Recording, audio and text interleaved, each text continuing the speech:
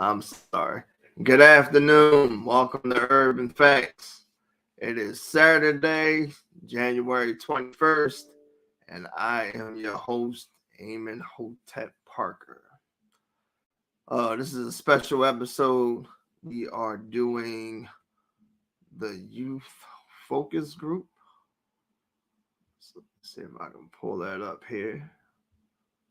We have some dynamic speakers that are just waiting to give you guys all their input in regards to ineffective and effective parenting.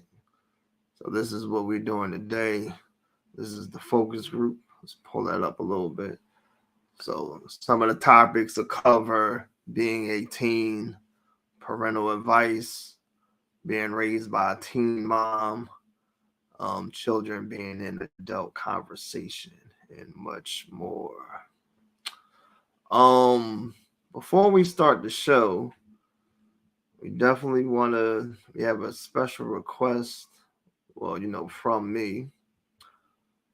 My children's grandmother isn't doing too well. Is actually in a hospital on a critical condition. So, we're just asking you guys to send your prayers out in regards to my kids, Maya, Amani, and Ambrielle, for a safe and speedy recovery. We definitely are keeping the faith in regards to, Miss Vicky coming through. So thank you for that in advance. So we're going to start. I'm going to introduce the speakers, the panelists, one by one, and we'll go from there. So the first youth that I will be introducing is Charlie Parker. And she's going to, give a few words about herself, and then we'll go on to the next one. Miss Parker, how are you? I'm good. How are you? All right. Tell us a little bit about yourself there. My name is Charlie Parker. I am 18. I am in 12th grade. Uh, I do a lot of public speaking. I really like to public speak and give my opinion on things. I love to debate.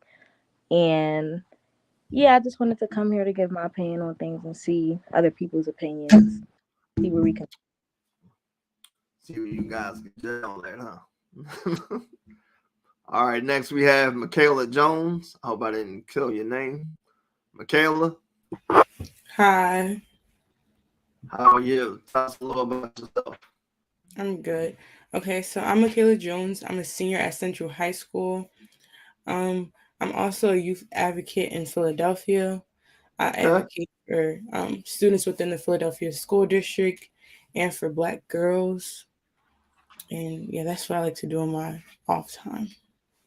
All right, all right. Would you play tennis in your spare time? Yes. Oh, you really do play tennis? Oh, wait, I didn't hear what you said. I didn't know you said I tennis, but said, no, do I you thought play you said, is tennis that in what your you do spare in spare time? time? No, I do not play All right. tennis.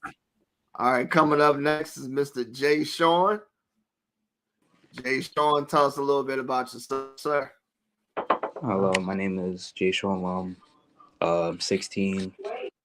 Uh, really nothing about myself. Well, I got a YouTube channel. That's really Okay. it. But All right, what grade are you in? I'm 10th grade. All right, what high school you at? Samuel Fellows High School. Okay, cool. All right, next we have Mr. AJ Evans. Mr. Evans, Hello, how are you? give us a little synopsis about you. I'm AJ Evans. I am in the 12th grade at the Haverford School. I am an artist.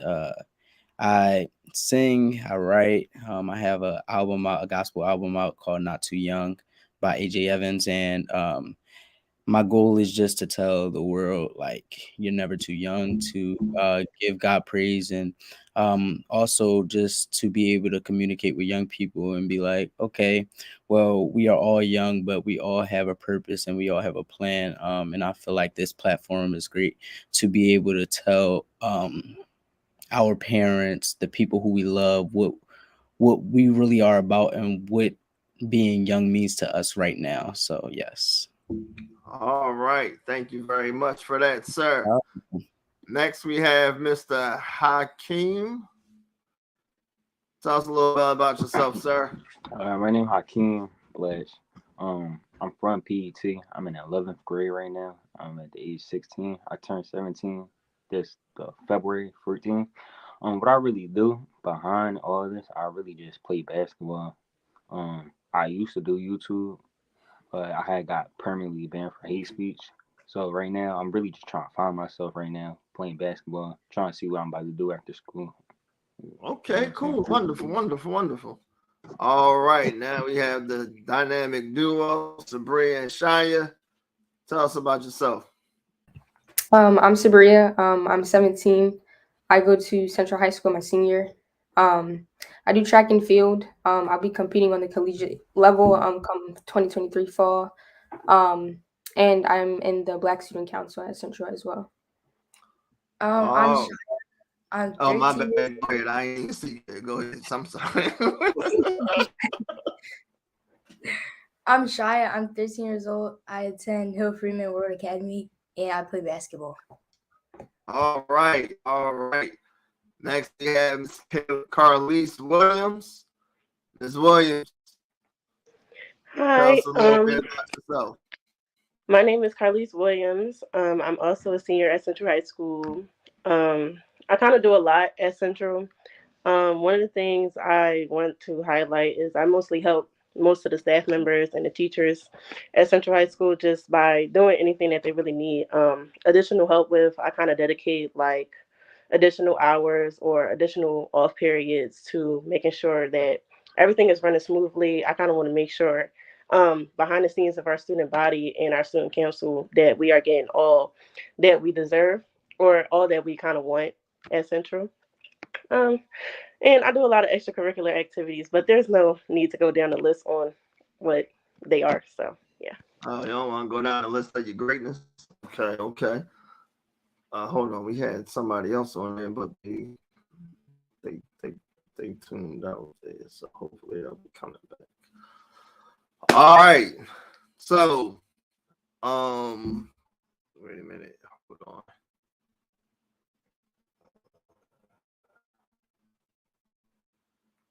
All right. So, you guys ready? All right. So, this forum is what is focus group. Like I said, it's you guys' perspective in regards to effective and ineffective parenting. So let me just explain that before we go forward. Effective is something that causes a result to something else. Like if you put water in a plant, the water helps that plant to grow. Same thing with fertilizer. If you don't put water in the plant or fertilizer, it doesn't cause it to grow. That would be ineffective. If I put Kool-Aid in the plant, that's definitely not going to help it to grow either. So that's also an example of ineffective. So ineffective could be neglect or, doing something the wrong way. All right. So we're going to start with the first question, and we're going to go in the order that you guys see yourselves on here. So it's Charlie, Michaela, Hakeem, AJ, Jay, Sean, Sabria and Shia, and then Carlise. So we'll go in that order at all times in regards to answering the questions. So, Charlie, tell us about your upbringing. Hold on before you get in all that. You guys have, for this particular question, 2 minutes. 2 minutes each. Right. Yep. For this question, I'm asking. Yep. Okay. I grew up in a split parent household. My mom and dad weren't together, but I was raised by both. I live with my mom. I lived with my mom, and then I went with my dad 2 days out the week. But that wasn't really due to anything to do with him. That's just how the custody thing was. But I spent a good amount of time with both. Um, I feel like when I turned 16 or 15 though, I moved in with my dad, and it kind of changed my dynamic of thinking a lot, and it changed a lot of things about me a lot too. But I don't feel like I was raised in a very strict parent household. Both my parents are Muslim, but it was never they never made me or my sisters feel like we were bound to the religion, and it was a lot of different things growing up based on cultural differences as well, because my mom is also African, but my dad is African American. So overall it was a big change between strict and unstrict depending on whose house I was at. But I feel like I had a really good childhood. Um I experienced a lot. I grew up in West Philly. I think around the time like when COVID hit, that's when stuff kind of got worse with the crime rate. So my parents got a little bit more stricter on me when it came to certain stuff, and I wasn't allowed to really go outside like that or to hang with certain people or hang with certain stuff. So it kind of did affect my way of thinking, and it affected me a lot, and I ended up being more closed in. But overall they let me make my own choices, and I feel like they raised me to be a pretty good woman. But regardless, there's no perfect way to raise a child, but I feel like they did their best. And yeah. My upbringing is similar to Charlie's, like very similar. Um, both of Go my ahead. parents they were married when I up until I was 4 years old, and then they split. Um, I spent majority of my time at my mom's house, but due to her working overnight, at night times, always at 11 o'clock, my dad would pick me up to take me to his house and then take me to school the next morning. That was just like my schedule routine from like 5 to like 11. And on Wednesdays, I would go with my dad's too. But both of my parents were and still are just both in my life in this same amount. Um, on my mom's side, I'm a first generation college student, but on my dad's side, he went to college after the military, so he really taught me the importance of going to school, and I learned like a lot of importance of college and stuff like that from him. Both of my parents are Christian, but I got into church and going to church and stuff like that from my grandmother on my mom's side, and yeah, that's where I also spend a lot of my upbringing at as well. Um, Mm-hmm. on my mom's side, I'm also the oldest, and I have two little sisters. One is 11 years old, and the other is 2 years old. And on my dad's side, I'm the only child, so I have the ability to know what it's like to be an only child and to be the oldest in the house. All Um, right. yeah, that's really it. All right. So we're gonna cut the tell us about yourself down to 1 minute. So Hakeem, you got 1 minute. All right, so where I grew up at, I grew up all the way in South Philly. That's where I was born at. Then my dad, he, well, they were both together when I got my for his first birth, and then Mm-hmm. after that, my brother came, and after that, a lot of stuff started happening. My dad, he just started committing a lot of crimes just so he could become a hustler, and then he had got arrested. So my mom started becoming a single mother. So after that, she had met this man, and I bet like he's like one of the best father figures to me as I speak right now. And if he was Mm-hmm. here today, I would still like call him my own dad more than my main dad. But Right. so really after he came in my life, really I felt like our life was just started came at the top of the peak, like where we everything was like I don't know how to explain it, but it just felt like life was beginning to be at his peak, and it was just best blood, and I feel like I don't know how to explain it, bro. But I feel like I don't know, yeah, I don't know. But after he's going, bro, it felt like my mom just slowly just I don't, yeah, I don't know, my fault. All right, AJ, you next. Okay, so I've my both of my parents are married. I've been in church all my life since I was a baby. I got baptized at the age of 4 at 10th Memorial Baptist Church. Both of my parents are from North Philadelphia, but when I was born, when they got married, they decided to move to the county area so that I could be in a better area. When I was growing up. So, but I still went to school. I went to grade school from pre-K to 12th grade in North Philadelphia. So I still got the experience of being around my friends, being around people who look like me. But also being in the county area was kind of like one of those things where I had to kind of code switch in certain situations. And I had to see um, my white friends, then my black friends, and then also had to figure out how to navigate those things. And then going to Haverford, which is a PWI now, from ninth to 12th grade, it really showed me that growing up in an environment where I see all my black friends all day long and are able to be in North Philadelphia is not the same as seeing people who don't look like me and me having to be the minority in that sense, in that case. I've seen both sides, and um, I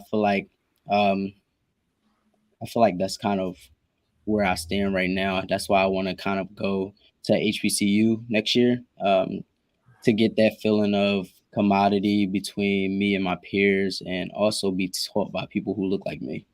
Okay. Jay Sean, what about you? Bring your camera down something. We can't really see.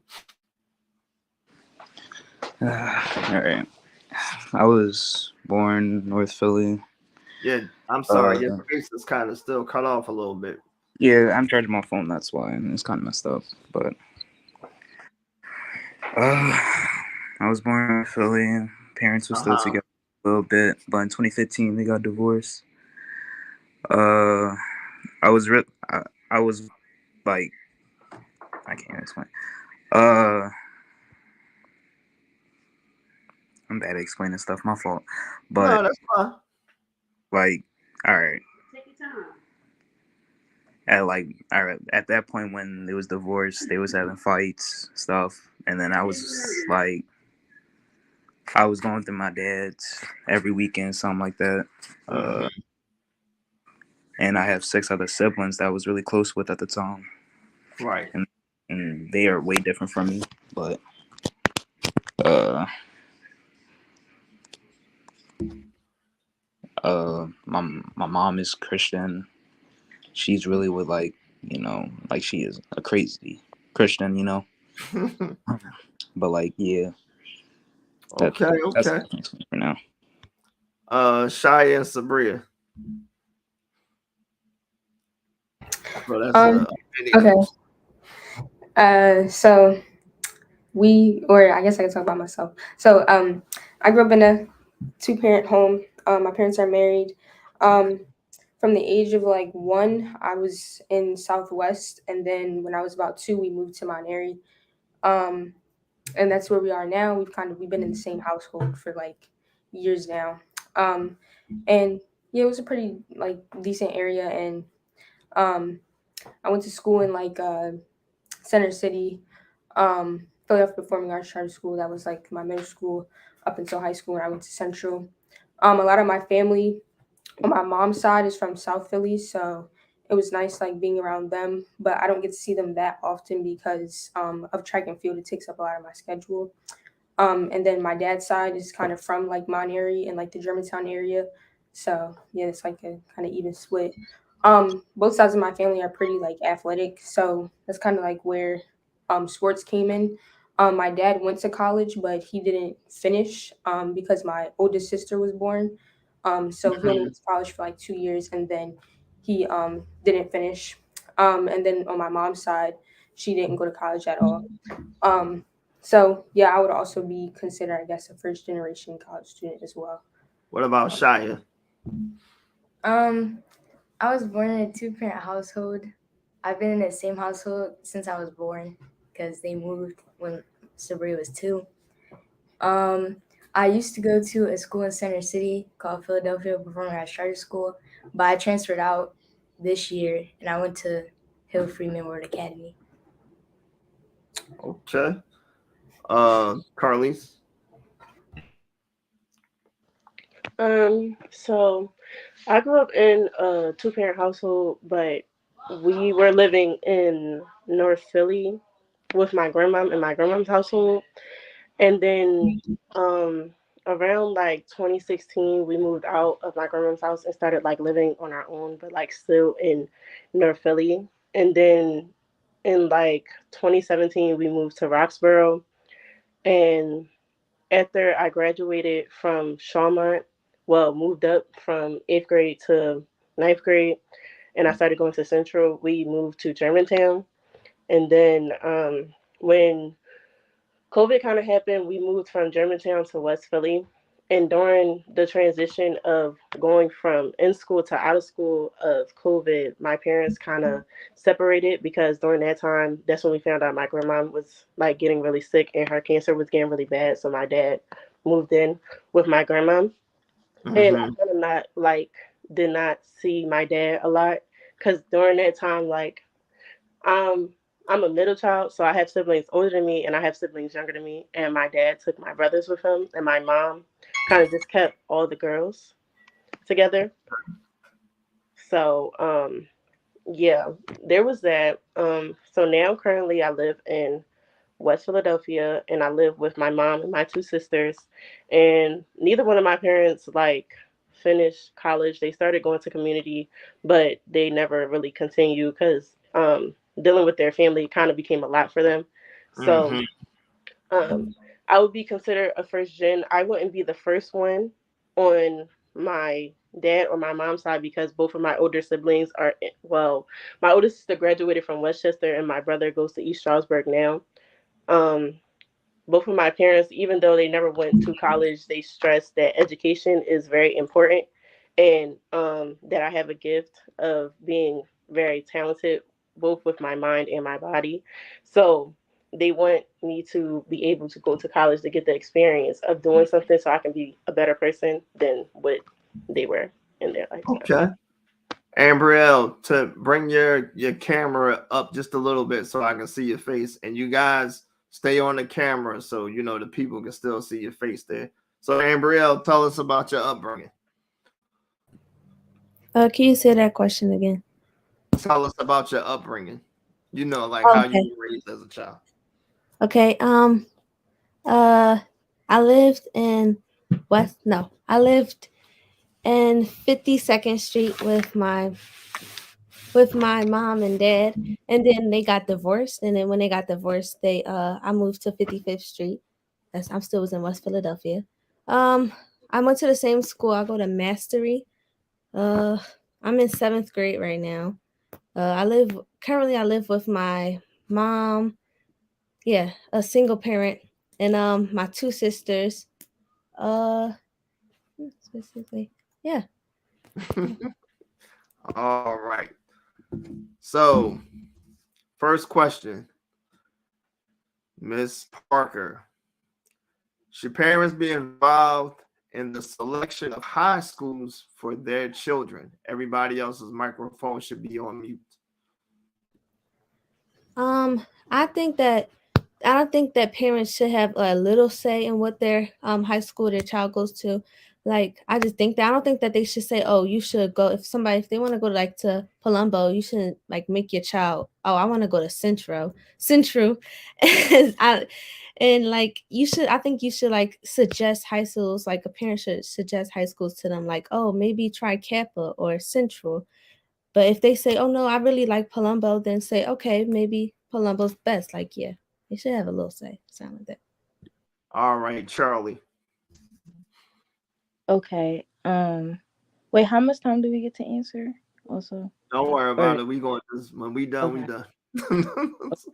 Um, I feel like personally, um, in my case, I go to SLA Beaver. My parents didn't really have like they had a choice in it, but I feel like they kind of depending on how old you are, like freshman year.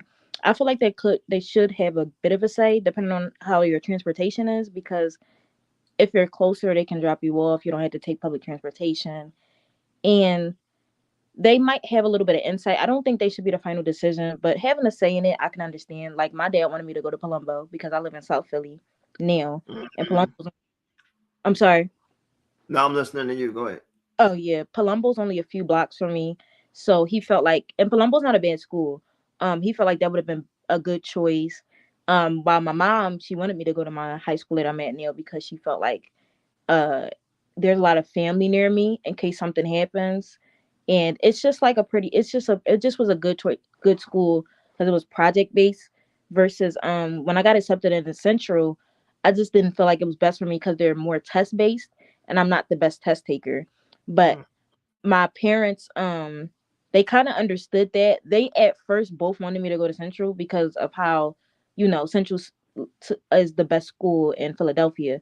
But once I explained everything to them and they actually took note of how I was feeling, they agreed with me and they took in everything, and the final choice always came down to me.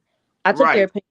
opinion. I took their opinions into consideration, uh but I didn't feel like they were making it like their choosing, and I don't feel like a parent should be their final choice, but opinions can be warranted, I feel. Yeah. Okay, AJ, what's your thoughts on the question? So when I was in eighth grade, like I said, I went to a school in North Philadelphia. So St. Joe's Prep was right next to my school. And my parents, they've always really wanted me to go to St. Joe's Prep. But when it comes to like actually getting to the point where you're about to graduate and you're about to move up, this is the next 4 years of your life. And you have to realize that this is the next step to your journey. And this step could actually affect your next journey, which is college. So I took all of those things into account and I went to visit a couple schools, and we came back and really loved Haverford School. And we realized that Haverford was a lot of money. It was a lot more money than St. Joe's Prep was.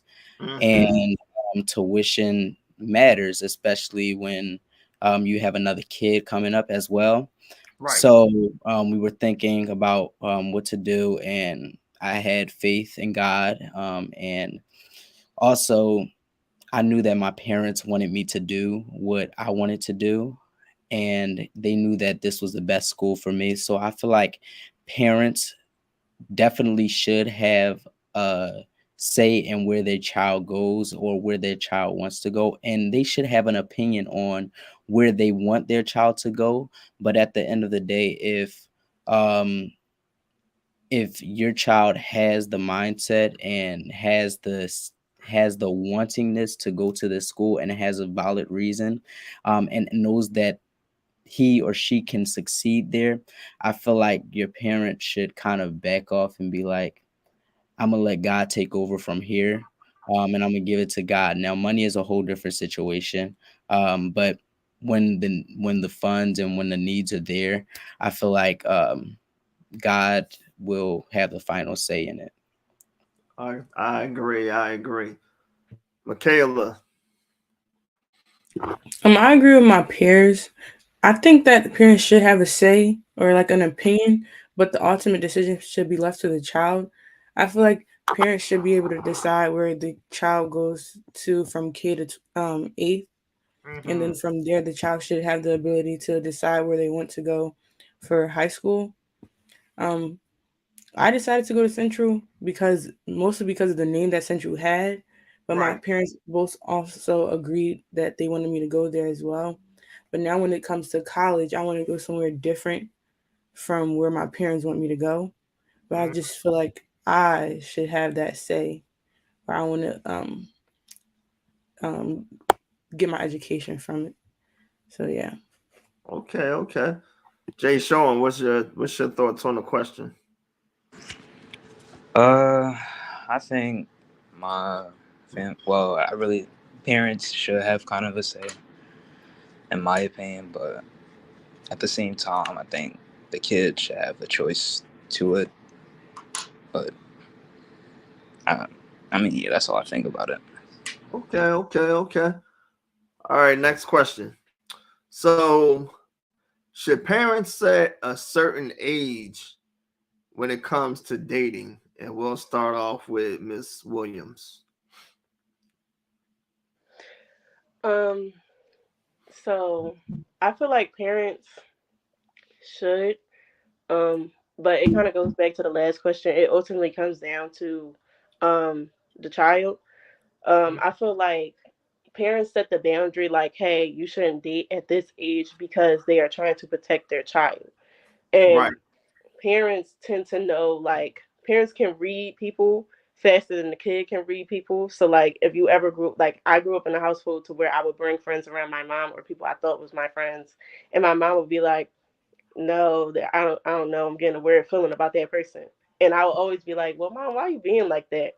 And then something would happen with the person, and then my mom would be like, you see, I had a weird feeling about it. So that's kind of why I believe like your parents should set the boundary or should set right. the age limit of you having or dating, because dating tends to lead to more, like, and if you, like I said, like I grew up in a household based off of education, like being the number one thing. So Right. growing up, like my parents wanted me to focus on school. My parents wanted me to focus on building a better future for myself because they did not have the chance and the opportunity to do that. And they did not want me to get sidetracked with a boyfriend or anything like that. Ambriel, what's your thoughts on the question?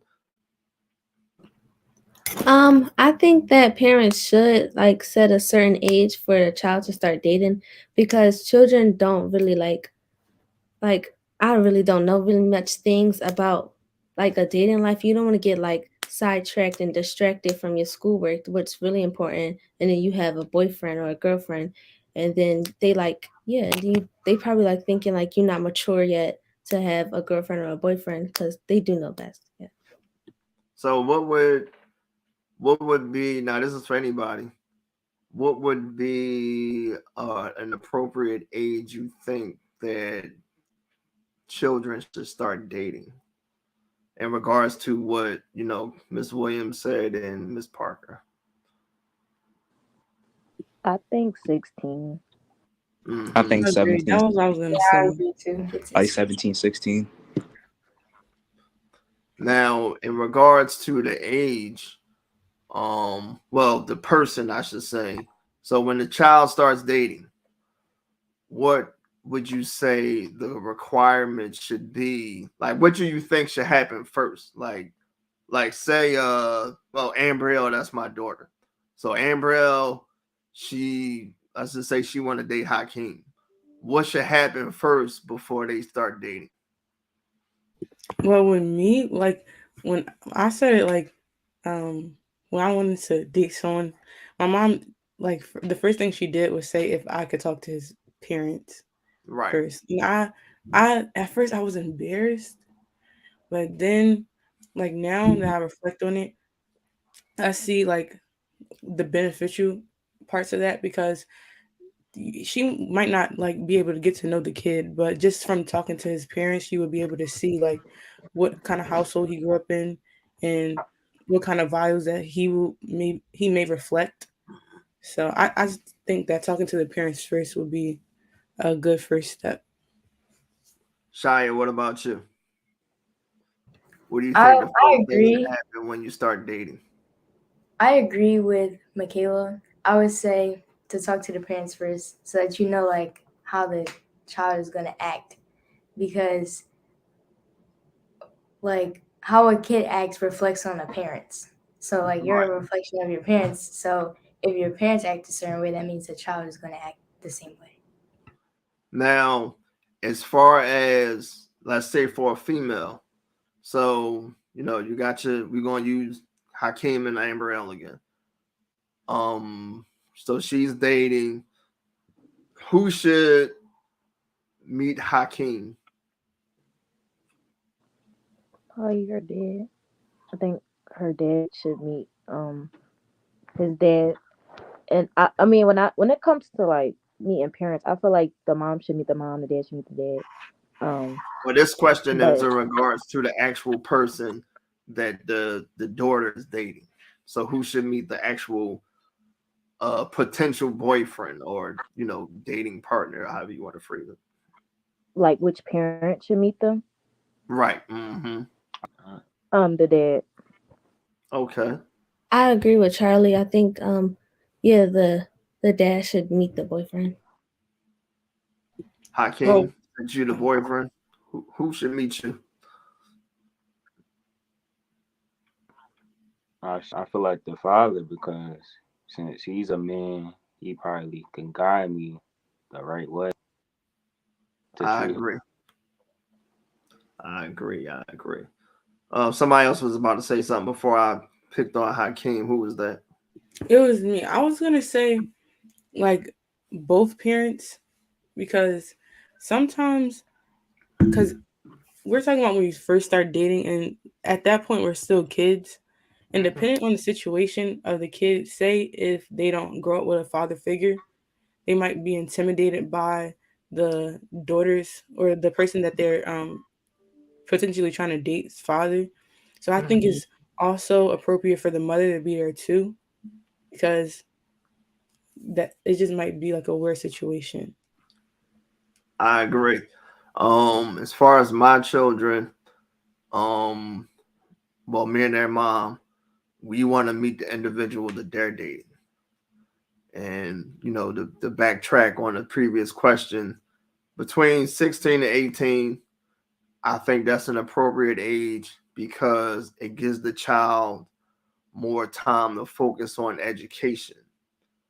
And another thing is that if you're not dating, then you're not thinking about anything else like sex. So that definitely eliminates that from the question, from the situation. You understand what I mean? Because education should be key. You know what I mean? So Can I that say something about definitely, that? I'm sorry.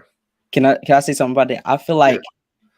I feel like we talk about like meeting the parents and all of that stuff, but I feel like the first priority of a parent is to be able to communicate what dating looks like to their children. That's Because a of the that's a fact good that point. I feel like when you like your child is going to end up dating. I started dating in 7th grade.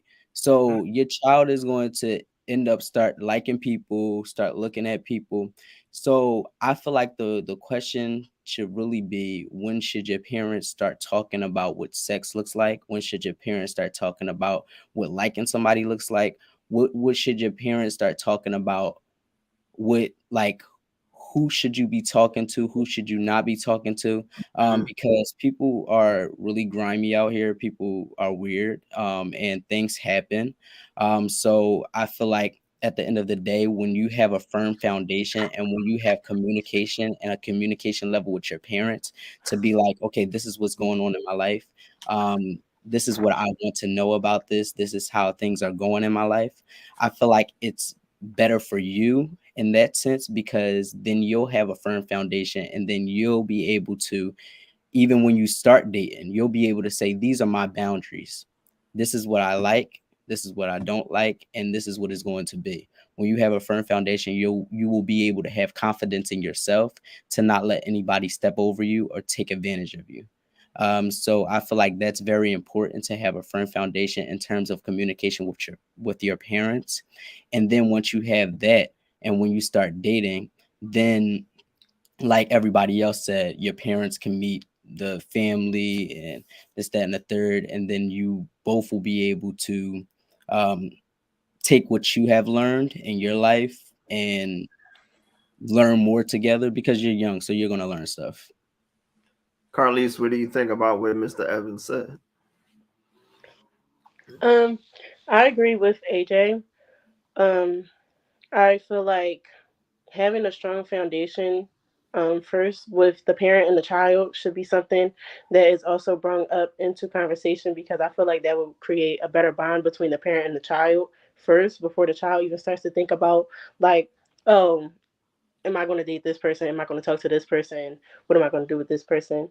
I agree kind of like with what everybody like was mentioning when they were saying like the parent, the father figure, and the parent in the child's life should meet like the boyfriend or the girlfriend.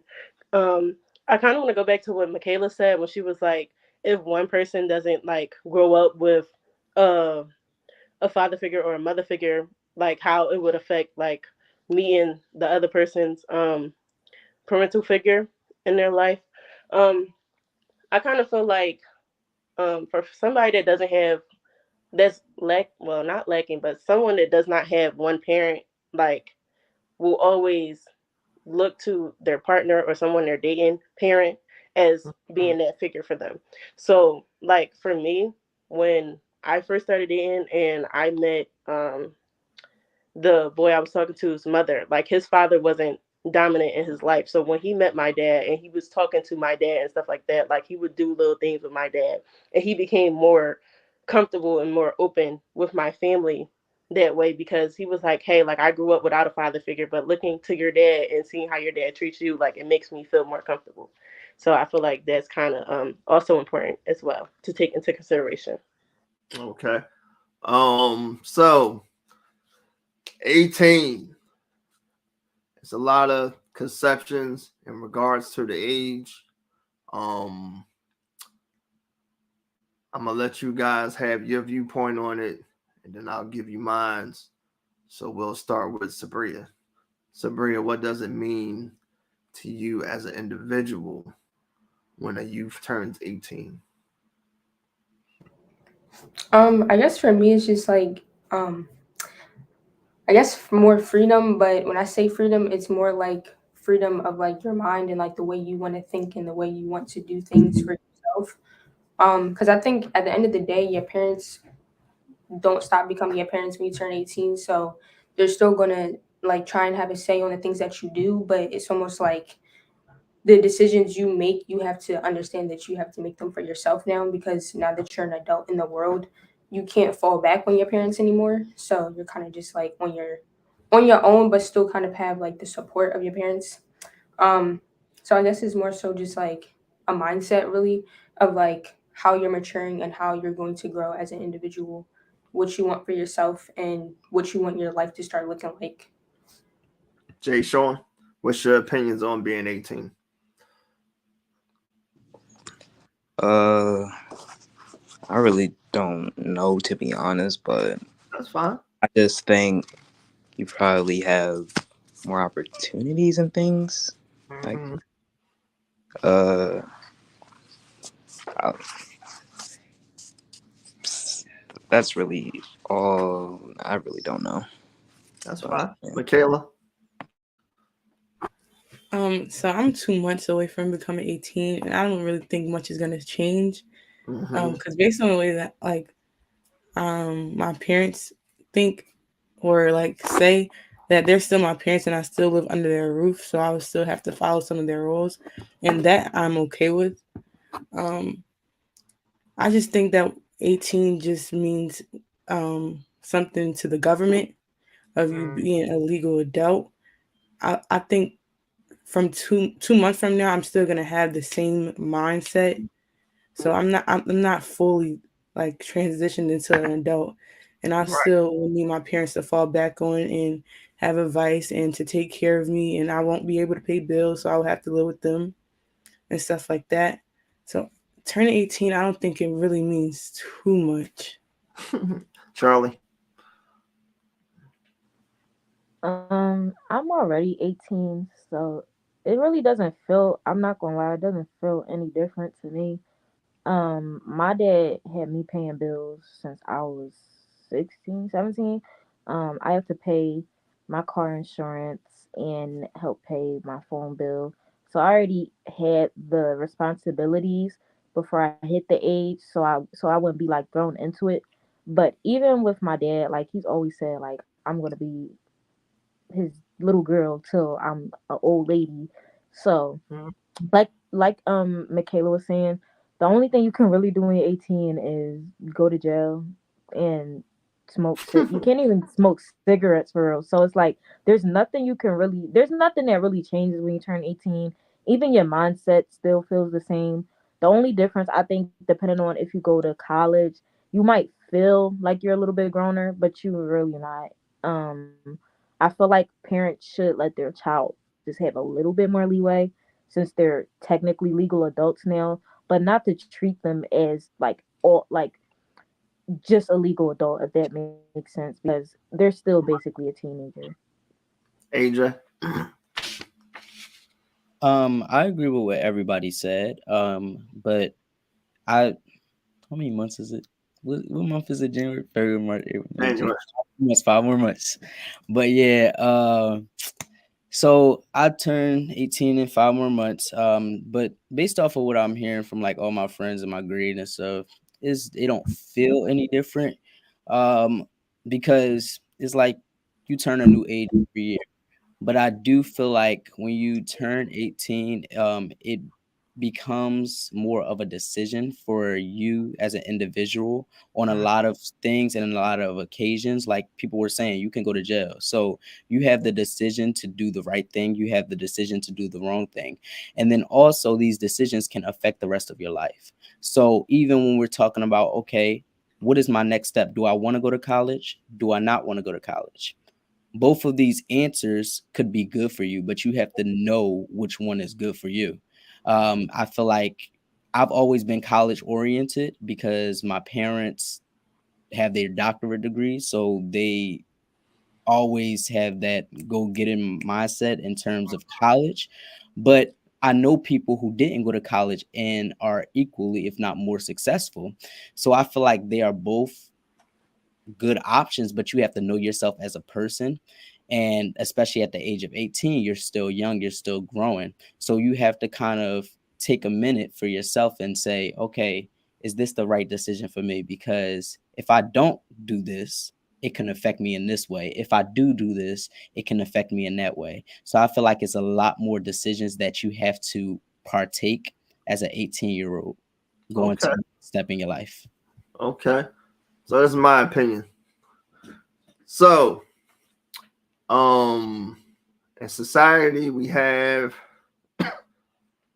what people consider to be an adult as grown, and the actual word adult.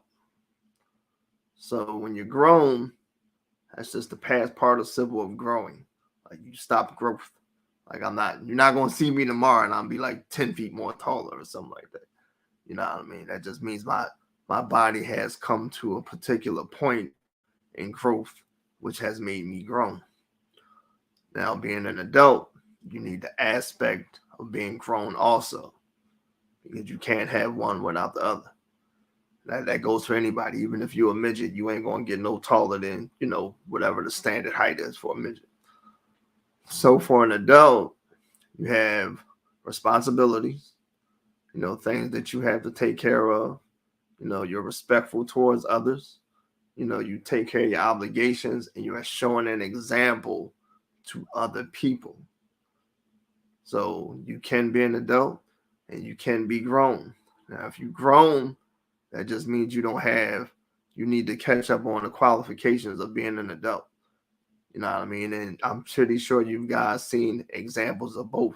Or when people say, they may correct somebody that, may be over 18 and they say, well, I'm grown.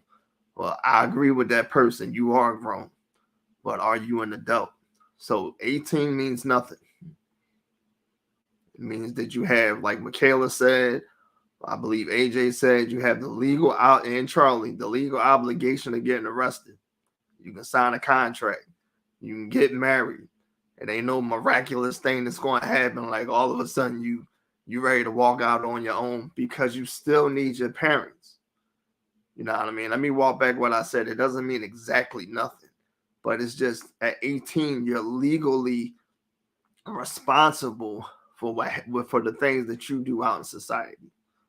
But it's still your parents' responsibility as their children.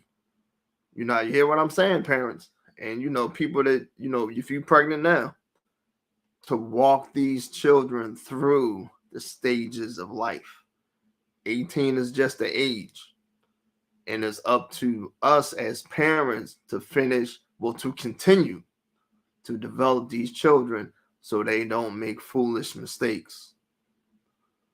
So that's what I did with my child. I asked one of them, "Hey, what do you think is going to happen to you at 18?" She replied, "Nothing. I can sign a contract. I can go to jail or whatever like that. You know what I mean? But don't think that you're an adult at 18. Now it's possible. You know what I mean? If you have all the requirements that it takes to be an adult. But if we looking at the violence outside in the inner city, it's people that are 18 that are doing a lot of foolish things. So I wouldn't really consider them to be adults. So now that we're talking about, violence, Ambrielle, what do you think parents could do to prevent their children from being involved in the street life? Do you want me to elaborate on that or you good? I think I got it. I think the parents could like, well, you can't prevent your child from seeing somebody get like shot because it's the world we live in. But I think that they can like prevent them from going out there inside the streets. They can like stop them from playing them video games like that. Like they see like when they're a young child and now they play the video games that they shoot down at people and they like, oh, I want to do this when I get older. Like and like watching the movies that like give them the inspiration to do that when they get out on the streets, and you could set a better example for them, like allow them to like see you in your best states, not seeing them, not allow them to see you like drunk and passed out on the floor or something like that. Allow them to see you in your best states, like professional, going to work every day, stuff like that. Sabria. Personally, I think it starts with like the household and the family. I think that a lot of the reason why a lot of people choose the streets and choose going into violent situations is because they're kind of looking for some place to like fall back on. So like just like having the support from the parents themselves, like making sure that they're involved and they're looking at their child, they're seeing like something's wrong or just like paying attention to signs that maybe the child needs more attention and stuff like that, just to like get more involved, because I think that's kind of where it starts with the violence. I think some parents aren't involved enough in their child's life, so they kind of like turn to other things to feel like they're involved in something. um so yeah. Hakeem.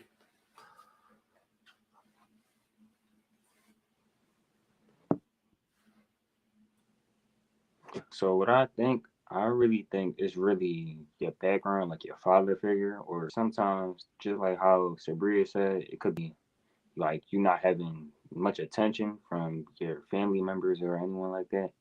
Sometimes it really correlates, or sometimes it could be people, when you go into school. Like some saying you're with someone and they peer pressure you into smoking. That can like it's same thing with violence or getting to I don't know, yeah, something like that though. Charlie. In my opinion, I feel like parents should put their children in a lot of, not a lot, but after school activities.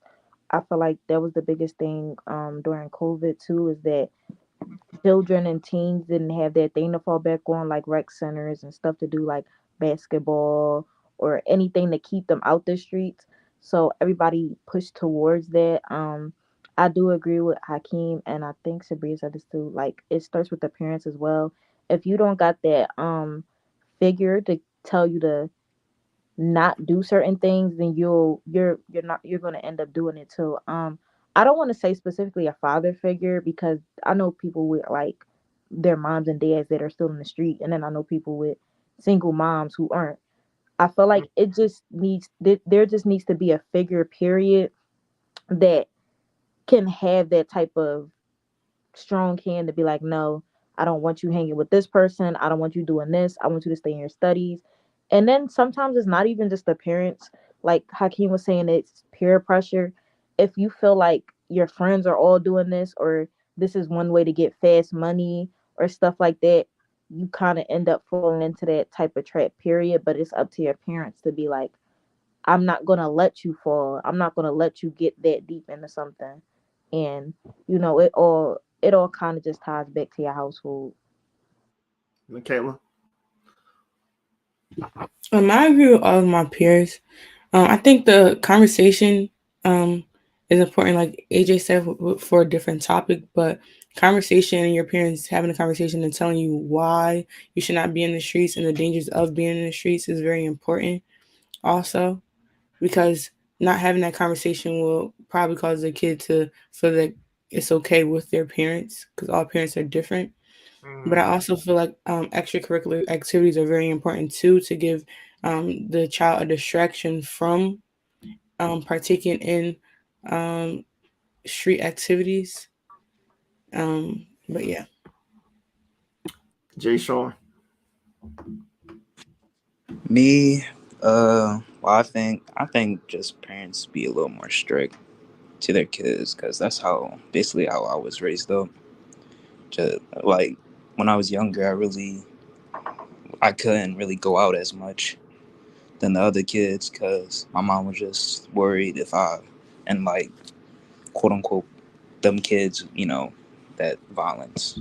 But I just think parents just being a little more strict to their kids. That's all. I'm glad you brought that up. So, in what area of life, in regards to their children, should parents be more stricter in? Um, Ms. Williams. I feel like starting like when like elementary school level, parents should be more strict with their kids, because that is when you're like installing the foundation into their mind, like, hey, like I want you to be like this, I want you to become like this when you're older. um Speaking on a personal level, that's when my parents in my life was very strict with me and my siblings. At that time, I had an older sibling that was also a teenager, so everything my sister was doing, like I would look to my parents and be like, "Oh, like when I become a teenager, like I want to do that." And my parents, like, regardless of whether if it was wrong or right, my parents would be like, "No, like you're your own person. Like you don't need to be doing everything that she's doing." Like, and just having that the boundary set, like, hey, like I know what's right from wrong. I'm your parent. I'm like, you need to listen to me. Like, not that you need to listen to me, but just knowing like that my mom knows what's right or my dad knows what's right, and then leaning back on that and being like, okay, like they're right. They've been alive longer, and then seeing like what gets put up on the news and what is going on. Like, as I look on social media, I know like, okay, because my parents are strict with me, this is why, and they have that conversation with me to allow me to know that I don't want you to end up like this. I don't want to see your name plastered on the news being like, oh, this person was shot or this person was killed, or like you could just be an innocent bystander. And my parents never wanted that for me. And they made that very clear. So, in I guess the area that you're referring to would be the person's social life. The parents should be more strict in. Um, I would say yes and no. Personally, my mom did not allow me to have Instagram until I turned 13. But She hold felt on like that was. before you get any further. When I say social life, I don't mean just social media. I mean like engaging with friends. It can be social media too. Mhm. Just outside of your household. Oh, yes. My mom definitely makes sure like she knows that, well, I know that when I'm leaving out of her door that I need to act the same way that I would act as if I was still under like her roof or something. Like I need to make sure I'm respectful to everyone. If I bump into somebody outside or on the street, that I apologize. Like my parents made that very clear. So yes, that's the area they need for more strict in. Shia. I would say middle school should definitely be like an area where they will like be more strict, because you start to become like a teenager and a preteen. So you definitely want to do more at those ages and like go out more and like talk to your friends more. But I also feel like if you have a friend that you're close to, your parents should know who they are. Because I know like some of my friends, my parents don't know who they are, but I also have other friends outside of school that my parents do know because they're close to me. Okay, AJ. I'd say the area I feel like parents at a young age should be strict in is definitely education.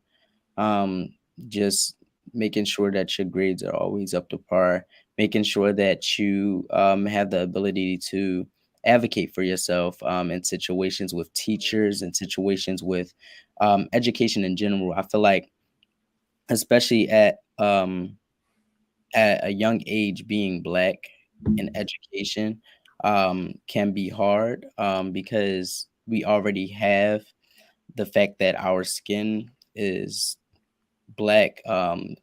That's already a burden towards us. So parents being like, "Your black is beautiful, your black means something," it goes a long way. Especially because right now I go to a PWI, so I've had a couple instances where I had to stand up for myself and advocate for myself in situations and spaces to where I feel like when you don't have that firm foundation, when parents aren't strict with telling you that you are powerful, you are able to do certain things, you are able to get good grades, you are able to get straight A's, I feel like you lack in the advocacy places to where you can't speak up for yourself and you can't like you got to be confident in these spaces and you have to have the ability to when you get out in this real world where it's people who don't necessarily look like you should be able to say, oh, if I was able to do this in high school, if I was able to get good grades in college, if I was able to stay on honor roll,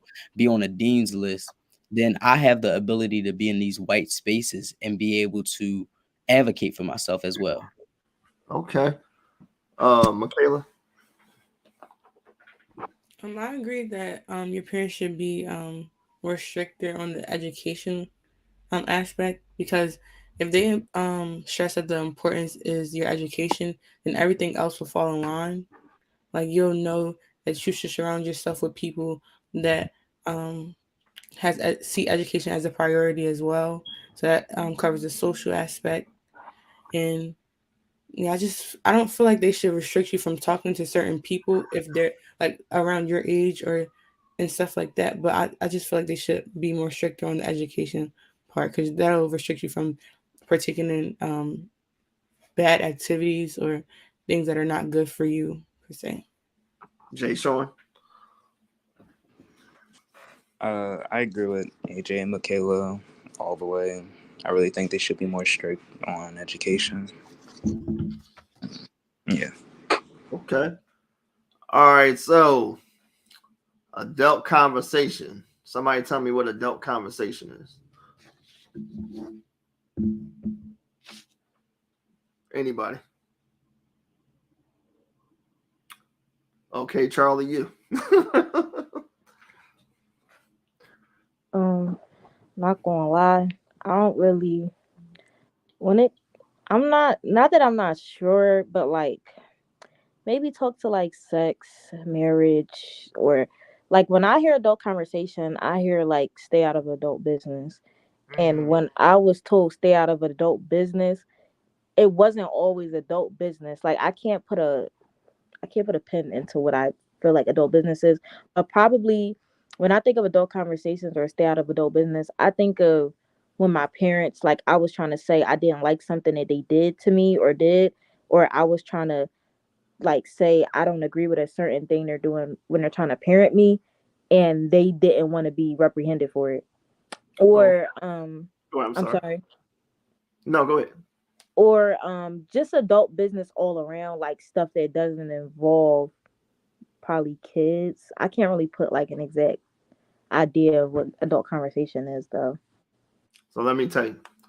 Adult conversation is when an adult is talking to another adult. Had to be about maybe 5.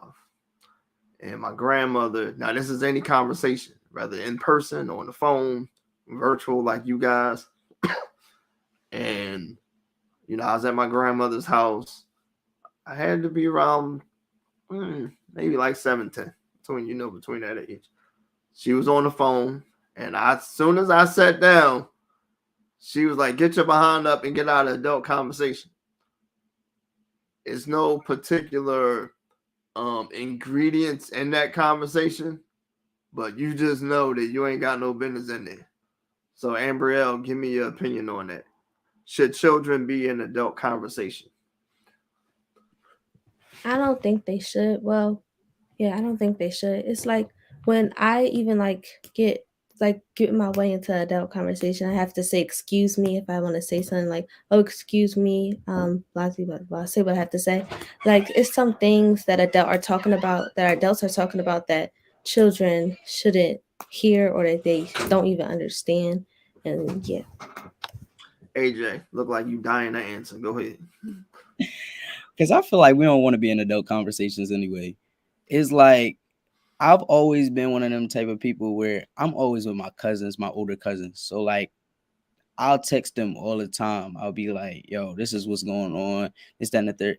Anybody want to be in adult conversations? I think when we really want to be in adult conversations is when something is brought up about us.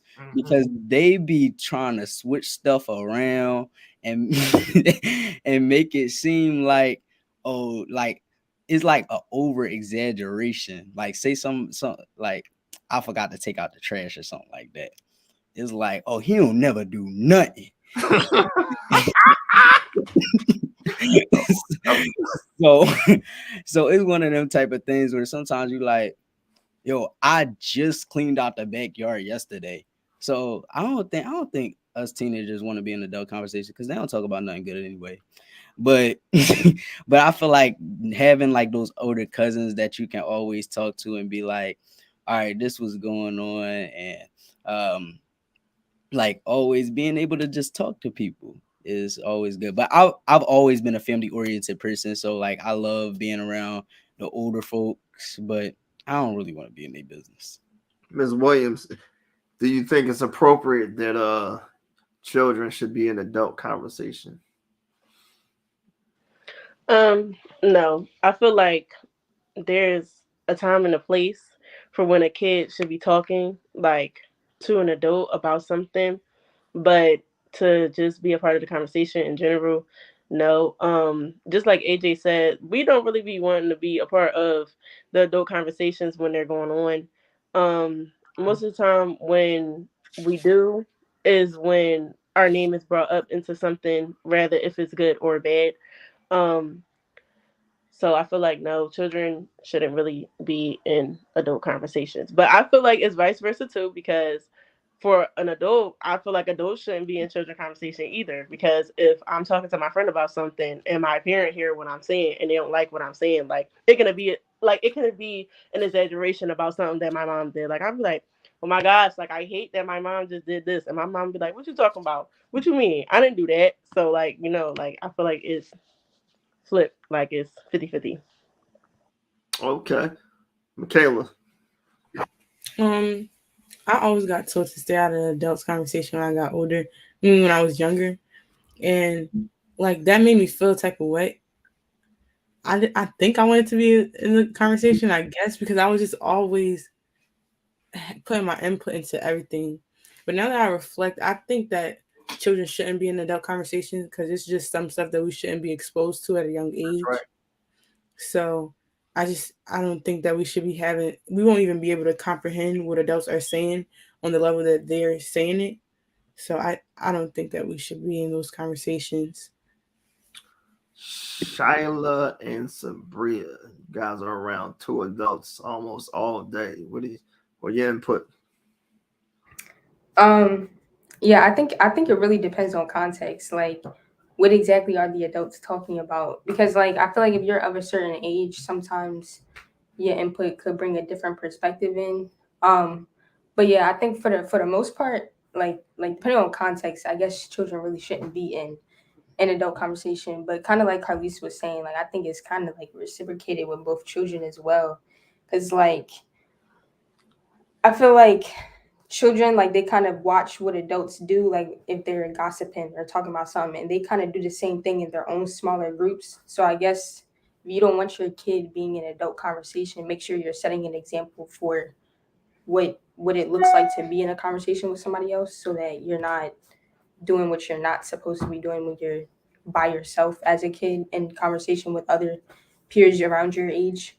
Um, but yeah, I mean, me personally, like as I got older, I kind of like didn't really want to be. I didn't want to be in adult conversation anyway. I was the mind my business type anyway, so I wasn't. I wasn't like just in anybody's business. So, um, but yeah, I think it depends on context. So Shia, say your mom and dad is you just got home from school, your mom and dad on the sofa having a conversation. Would you just sit down and join in? Yeah. No. I would probably go upstairs and do something else. Like, you can hear the conversation, but I wouldn't be like in it. Like, I was just like, okay. Like of course you'll be like, oh, what are they talking about? But then it's like when you hear what they're talking about, it's something like irrelevant. And it's like you just walk away from it. Like you don't really worry about it. I think to add as well, like you kind of know when you're not supposed to be in a conversation anyway, because adults they kind of get in that like low whispery voice when they don't want nobody to hear what they're saying anyway, and at that point, that's just when you walk away. Yeah, cause I like, or they have like the door closed or something, and it's like, oh well, it must be really important to like not hear. Like it's something that I shouldn't hear. Right, Hakeem.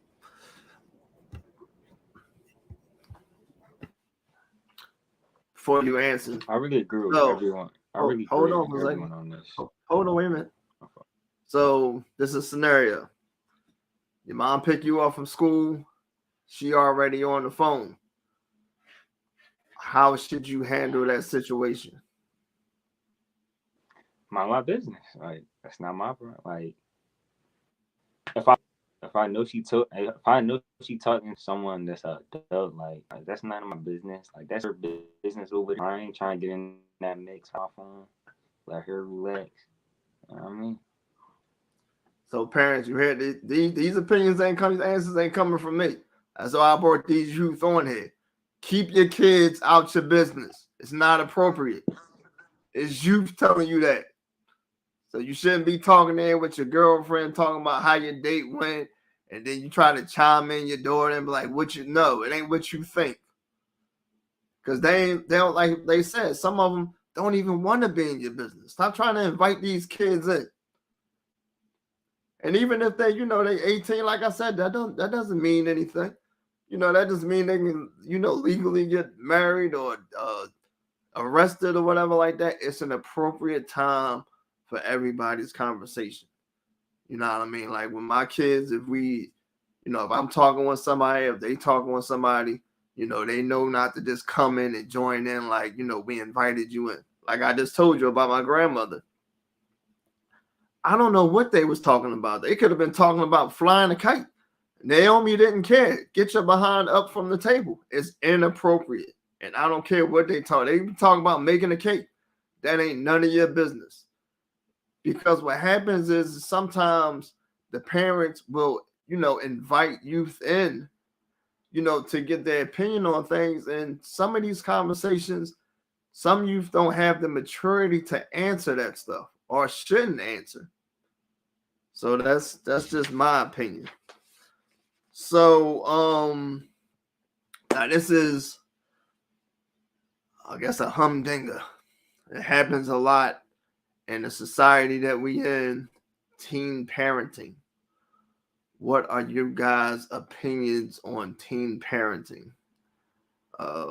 Anybody go? Oh, go ahead, Ms. Williams. So I kind of have a friend who is a teen parent. I feel like when it comes to teen parenting, I feel like the parent of the teen that has a child, like ultimately, like how it goes is they're upset, then they're either supportive or they're like, you're going to do this on your own. And it kind of puts the teen in a predicament to be like, okay, I have to do this, this, this. I have to plan my life out like this. And then teens tend to not feel the need to continue schooling at all. Like my friend, she just was like, no, I'm not going to go to college. Like, I need to make sure I do everything I need to do for my child. Um, I feel like teen parenting is a topic that's very important that we should talk about in school, because um, we it goes back to your question about dating. Like I said, if we're not worried about dating, then we don't have to worry about anything more that comes from dating, um, which is sex, which can like lead to having a child, which can lead to the teen being on their own. Um, Also, a lot of like during the time of COVID, when TikTok really blew up, a lot of teen parents will go on TikTok and talk about their experiences and stuff when it comes to teen parenting. And one thing I found in common is that all like teenagers feel like they're pretty much alone because the parent tends to be like, that's not my child. You made the decision to bring a kid into this world. So now you have to deal with it, compared to some people who actually have supportive parents that's like, hey, like, it's okay. I'm still here for you. I'm like, if you need help with anything, like, you have to do this on your own, but I'm still here to help you. Like, it is a very touching topic. So, based off of what Ms. Williams said, is teen parenting something that, well, how can I address this question? Is it something that should be happening? Should teenagers be having babies at the ages of 16 and between 16 and 18, even 19? Go ahead. Go ahead, Um, Sabrina. I feel like like I no. kind of mentioned it before. Oh, my bad. But I think I kind of mentioned it before, but I think it really starts with the household because like if you're out there and you're having a baby at that young of an age, it more likely means that your parents aren't that involved in your life because it takes this space to be able to go through the process for that to happen. So if you're not involved in anything extracurricular, because that's kind of like, um, I wouldn't say that's why my parents put me in sports, but like to involve myself in things so that I'm not getting into other things that I shouldn't be getting into was the reason for me being put in sports, but just like extracurricular activities in general, like having your parents involved in your life, having your parents putting you in things to get yourself involved, to consume your time so that you're not getting involved in other things that you shouldn't be getting involved in yet. So, no, it really shouldn't be happening, but it does happen. And I think that when it does happen, I think that like parents should still be supportive in that way because I mean like at the end of the day it is what it is and you kind of have to deal with that, but Mhm. I don't think that a teen's life should feel like it's ending because of that. I think that they're still growing, and I mean you technically are going to be a baby raising a baby, so at the end of the day you're going to have to grow and still deal with your choice. Hakeem, I don't got nothing no more. That was cool. you don't have an opinion on it? Okay. Really, she really Mr. just said Evans? what I was gonna say. Like, yeah. I would say I feel like because we're at the age now where like we are teenagers, like we're almost 18. I feel like it's kind of crazier thinking about it because like when we were younger and like we heard about like grandmoms having kids at like 16 and stuff, like it seemed normal like for them to like do this at like that age back then. But now I feel like because our parents want so much more for us, and they want us to go to college, they want us to do things at the next level because they know what this world holds, and they know how hard it is being a black person, in this world in general. I feel like it is their right to say, okay, well, I don't want you doing this. This is not what I felt like the plan was for you in this moment. But at the end of the day, I also feel like when you, like I said before, when you make these decisions, they can have lifelong costs. So at the end of the day, when you make these decisions, that's what you have to deal with. And I feel like it should be, if you are under the age of 18, the parents' decision on what to do with it, and how to move forward with it, because you are still under their roof. And at the end of the day, I feel like they're going to end up being the people who take care of the baby. So Charlie. Me personally, I have teen teen friend that's having a baby, and then I have another friend that has had a baby. Um, I agree with what everyone was saying, how like the parents being present plays a part. But at the same time, there's like, cause like one of my friends planned on it, the other didn't. It was like it was off of a whole different situation. I feel like when it comes down to it, depending on what the mother wants to do, what the mother of the child wants to do, if they want to keep the baby, then all the parent can really do is just try to help support them. I feel like that's one of the things that come with being a parent, is trying to support them the best way you can. Because once they're pregnant, once the person is pregnant, unless they don't want to keep the child anymore, all you can do is either support or not support them. I honestly feel like I said, parenting plays a part. So if you didn't want your child to get pregnant, then there should have been things put in place before that. And if your child does get pregnant, I don't think that it's a reflection of the parenting all the way, but I just feel like it plays a part.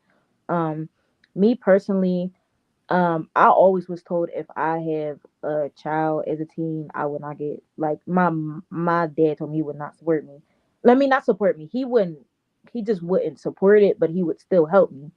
And I Mm-hmm. feel like that's one of the things that just come with being a parent, is just trying to get your child to understand stuff like that. Like, you don't, so you might not support what they're doing, but you can just try to help them out, point blank period. I feel like I said, regardless, it can happen to anybody, and it will. And all the parent can do is just decide if they want to help or not. And I feel like in the long run, it just helps to help them and support them, because once they have that child and years later, it's you'll look back on it, and there really will be a type of regret, because it's going to be like, yeah, I didn't agree with it at the time, but it's like that still was my child, and now I have a grandchild, and I So don't know. with that being said, the question was, is it something that should happen?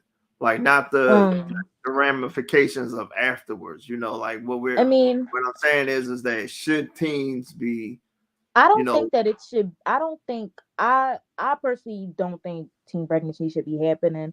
I feel mhm, like where it really should start is the parent helping them with protect, because you can't prevent a child from having sex, no matter like what parents and people think. You can prevent it, but I know like very strict parents that have created sneaky kids, and mhm. regardless, you can try to prevent it, but you can't all the way prevent a child from having sex. So what you can really do is just try to help them with the measures that come with it, help them try to be safe, help them, birth control, condoms, stuff like that, and help them be the best person they can. Because regardless, if your child is going to do it, help them be safe with it. I don't support it. Not that I don't support it.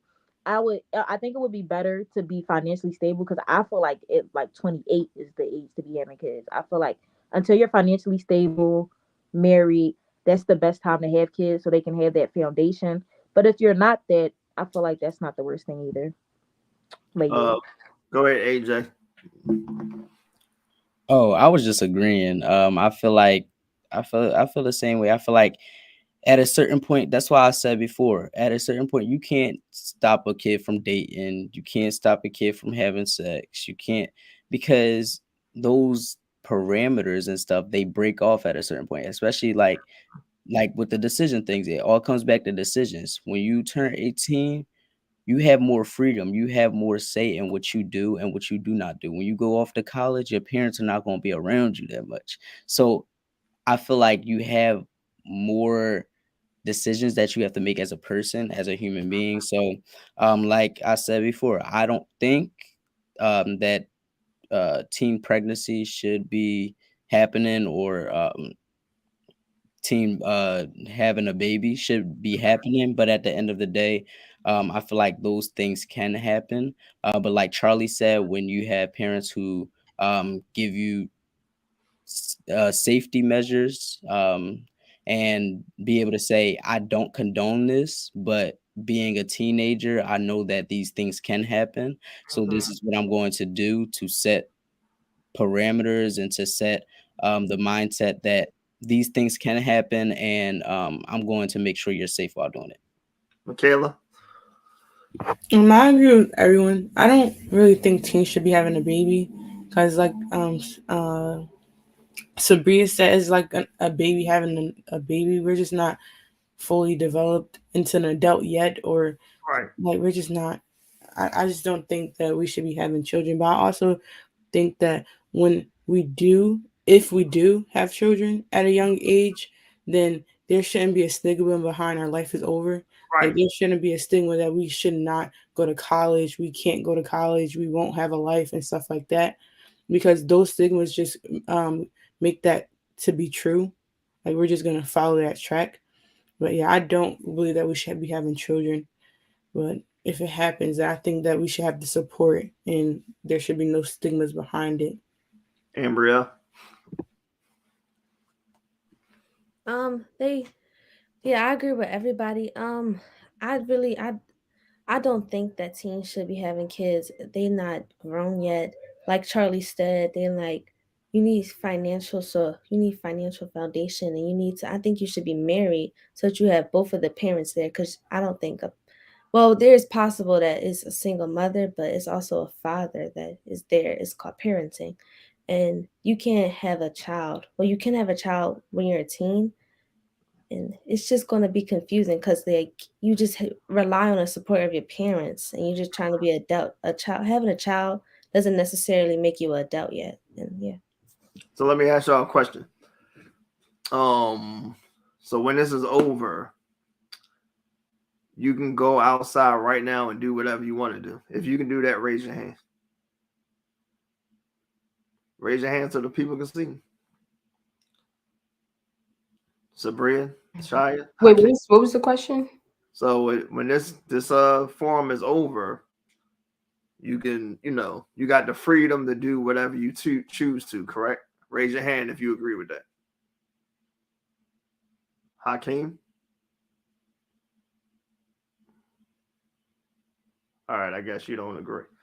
Now, if you have a child, that limits that. Because now, if you decide to even go to the corner store, you say, well, hey, who's going to watch so and so? You know what I mean? In my opinion, like some of you guys said, you should be having children when you're an adult. Because let me sidebar this. So at 25, the human brain, like the lobe of your brain right up in here, doesn't even fully connect until you're 25. So it's a lot of cognitive and maturity that you still have to do as a youth before you want to take on the challenges of having to raise somebody else. Now, when I was growing up, we would have cousins watching other people's babies, and sometimes that gave the person the impression that, hey, I can do this. The only difference is at a certain time that person is leaving. When you have your own baby, they don't leave, depending on the situation. Now, like a lot of you said, if you have like support and things like that, that's fine. But in my opinion, it's better if you just don't have one. Hold on, little mama. If you just don't have any children at all as a teen. Now, I know you guys seen like certain situations where it work out, but it's always better if you just don't. You guys have your whole lives ahead of you to do what you want to do until you decide to, the appropriate time to have teens. Like when AJ was introducing himself, he said he was a recording artist. a lot of that would slow down if that young man had a baby. You know what I mean? These are things that you have to think about. Now, I'm not your parent. I am a parent. You know what I mean? With the type of conversations and the things that your parents do, that's entirely up to you guys. But this is my opinion because I've seen teen pregnancies, and then like some of you guys said, you can't stop teens from having sex, but you can have conversations in regards to the ramifications of that happening. Because once it happened the first time, it's like that Lay's commercial. Once you had one, you want another one. You don't want that situation. It's easier to hold a book with one hand with nothing in the other, opposed to cradling a baby and you trying to study for a SAT. You understand what I'm saying? We live in a society now where teen pregnancy is not frowned upon by everyone. Some teens have babies and they get the baby showers, and I'm gonna tell you right now, if any of my teens have a baby, ain't no showers. Because I'm not going to celebrate that and tell them like that's almost like a congratulation. Like you did something positive in your life. Now, don't get me wrong, bringing a newborn into the world is a miraculous thing. But as a father, I would want my children to have a firm foundation, like AJ was saying. You want to have a good career. You want to have, especially with the father. Like if you a teen and he a teen, like 9 times out of 10, well, I can't say that. It's a high probability that the guy might not be around. You know what I mean? So you want to look at all that. And don't be so fast to have these guys just talking about I love you and like, man, please be focused on your career and your education. You know what I mean? Because it's better if you have good education and a good career. And if you are single and you had a baby, now you have a good foundation to raise that child on. So this is the last question. Has this focus group helped you in your relationship with your parents, and do you think it can help, has it helped parents in the regards to their relationship with their children? AJ. I think in terms of this focus group, I know that my mom is probably watching and stuff like that. So watch your words. But I really do appreciate both of my parents a lot. They have done like everything for me. I do feel like this focus group does help parents realize that like we think things like as children, like we have our own minds, we're growing, like we're getting older, so there are things that we're going to do. We are not perfect people, but at the end of the day, with their foundations and with their belief system and them instilling things in us, we will be able to be made stronger. And I know specifically, like for me, my parents instilling God in me has always kept me going and has always kept me moving. So like when you do have a firm foundation, it does keep you stronger. I think will also help with them realizing that that I guess like as teenagers, like we're gonna like people, we're going to um want to be in relationships, but also like instilling in us that we have so much more for us, and to always keep that in mind when we're doing things, and always have safety measures, and always do things with a purpose, and do things with um, the mindset and the thought process that your parents have instilled in you. I think that that's important as well. Ms. Williams. Um, I feel like this focus group really definitely changed my perspective. Just hearing like that there's multiple people, well, multiple peers amongst myself, like in my same age range that feels the same way or has the same like views that come from different backgrounds from me, like really changed my perspective. I feel like it definitely is going to help the parents who are watching. My parents are not watching, but the parents who are watching, because it will help shine some light on their parenting or how they may feel like strongly about a certain thing, or like just building a better bond with their child.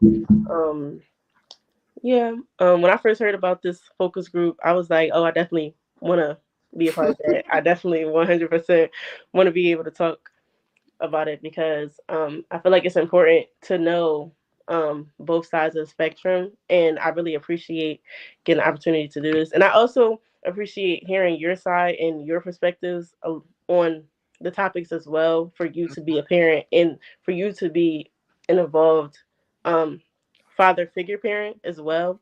Because as a father, like, your perspective is a lot different than me continuously being around my mom and my father's own perspective as well. So thank you. Right. Ambrielle. I think that this focus group will help parents understand what their kids are trying to say and what they're talking about. And like you could see like, oh, I didn't even know Embrielle had was like felt that way about this topic. I didn't know that she knew so much about this. Like they can understand their child more. Yeah. Hakeem.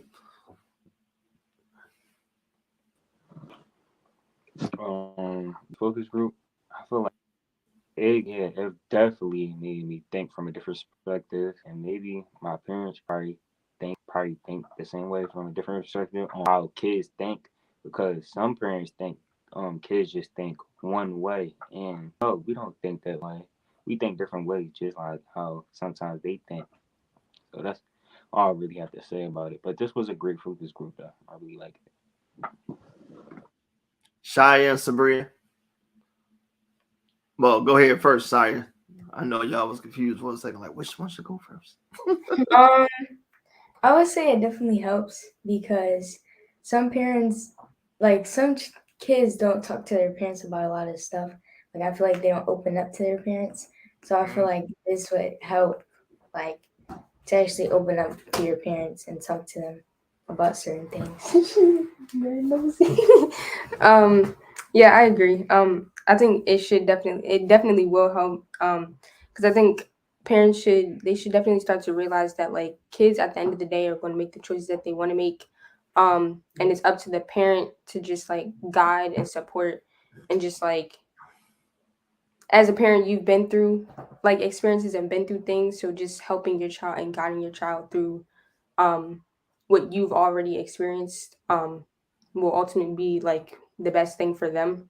And then like hearing the perspective of the kid, because like a lot of times like parents gotta just listen sometimes, because sometimes I think there's like this stigma behind like these parents thinking, like Hakeem said, that all these kids think the same and all that stuff, but that's not true. So there's definitely different perspectives out there, and not all of us think the same. Some of us just want to be heard or have a voice, and I think it's important for parents to just sometimes just listen. Okay, next person. I think that a lot of parents battle with not being able to understand or like properly communicate with their kids. So I think this focus group will help them hear different voices and different opinions from different children from different backgrounds and different kind of parents. So I think this will be very helpful for other parents. But it was also helpful to me because I got to see like um, how other teens like me think, even though we don't have the same we don't live in the same household. Like we mostly shared a lot of the same ideals, and it was very interesting to me. Okay, Charlie. It helped me a lot because seeing different perspectives on certain things from different people. Like I didn't think a lot of people shared the same opinions on certain subjects that I had, Mm-hmm. and it was interesting to see your opinion on certain things too. Because like my dad is I'm an only child on my dad's side, so his opinion on certain stuff is a lot different than yours. So Mm-hmm. seeing different parents' opinions really helps, and I just like speaking on certain topics just to see the groundwork that everybody's working on, because like they were saying, we all come from different type of households, different places in the city. So it's interesting to see how we all kind of shared the same ideals on certain topics, and it helped me a lot too. Well, my opinion, I think that from hearing you guys, comments about the focus group, it showed me that you guys have seen different things and different perspectives. As a parent, you guys have taught me different things in regards to, like how you think about things. Now, don't get me wrong. Don't leave off of here and say Mr. Parker said, because it don't matter what I say on here in regards to what I think about parenting. Once you click that button and exit out of this group, you still have to obey what your parents are saying. Morally correct. You know what I mean? I appreciate every one of you guys coming on here. You taking out the time. I love y'all for that. This group is to show parents what teens think, what youth think. You know what I mean? We got ages on here from 13 to 18. And I didn't want to do a Urban Facts podcast or whatever you want to call it. And then it's all my opinions. I thought it would come best if parents heard it from youth. Because you are the guys that's experiencing the parenting that these parents are giving out, whether it's ineffective or effective. Now, parents, this whole group is to help you show the ineffective ways how they affect teens and the effective ways of how they affect teens. And I can definitely tell you guys something right here. You guys are very ahead of the game in regards to other youth out there. I'm not saying that just because they didn't join this focus group that they don't have an interest in trying to be a better person, but you guys made one step ahead of them. You know what I mean? So I just want to encourage you guys to continue to seek your education. And, don't let society has a lot of things that's very wrong. You know what I mean? So you can't go off of society all the time. You seek to be the best person that you can be. And like AJ was saying, both his parents had doctorates. If that's what you want to do, then that's what you want to do. You know what I mean? I always encourage my kids at least try college first, so you had the experience. You understand what I'm saying? You can't tell somebody what an apple tastes like and you ain't never bit into one. You know what I mean? And then as Black youth, you guys are already a target. So I'm not trying to scare you. This is just reality. Just from Emmett Till to Ahmaud Arbery, like you guys are a target and always thought to see, well, not always, but fit into a group that whichever way you guys go is just the way you go. If you guys leave off of here and 2 months later, one of y'all pregnant or somebody in jail, it ain't gonna be no big rally. It's gonna be a big rally by your parents because they the ones that care about you. But I put this together because I want parents to get it from a perspective of youth. And I thought it was very important. You guys did excellent. Ain't no doubt about that. So when we leave from here, you guys email me your names and, I get y'all, your gift for participating on here. You guys got any last words for me? No, y'all just can't wait to leave, huh? Thank you for having us. Hey, no problem, no Thank problem. you. Thank you for letting Thank us you. Thank you join. so much. All right.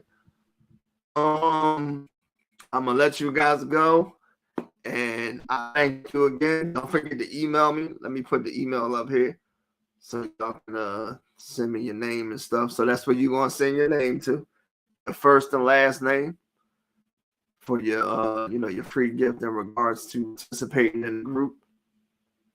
And I thank you again. I love all y'all, and you guys did an amazing job. You guys are very intelligent youth. And I look forward to you guys being the next examples of the talented 10th for your community. Thank you very much, and it was a pleasure. See you guys later.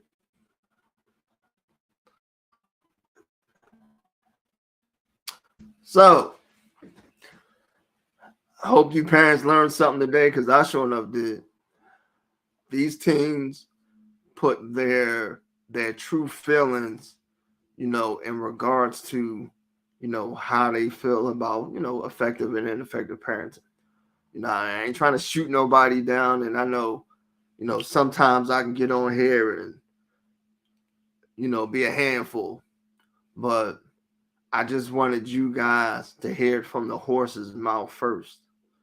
As a 46-year-old black man, my parents aren't around.